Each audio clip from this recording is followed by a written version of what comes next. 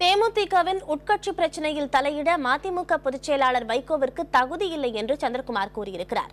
பணத்திற்காக விலை போக வேண்டிய அவசியம் தங்களுக்கு இல்லை என்றும் அவர் தெரிவித்துள்ளார். வைகோ அவர்கள் பேசுகிறார். முதலில் உங்களுடைய கட்சியில் இருக்கின்ற பிரச்சனையை பாருங்கள்.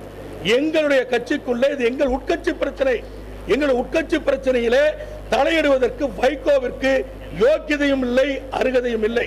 நான் கேட்கிறேன், இன்றைக்கு என்னை பார்த்து சொல்கிறாரே வைகோ, இது சுயநலமாக எடுத்த முடிவு, காசுக்காக எடுத்த முடிவு என்று நான் இதையே திரும்ப கேட்கிறேன்.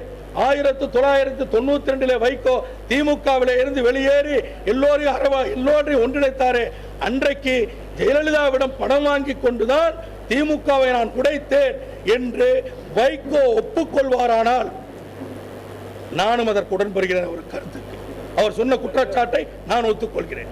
ஏன் இப்படி? உனக்கு ஒரு நியாயம், உங்களுக்கு ஒரு பிரச்சனை வந்தா அதற்கு ஒரு நியாயம், எனக்கு ஒரு நியாயமா?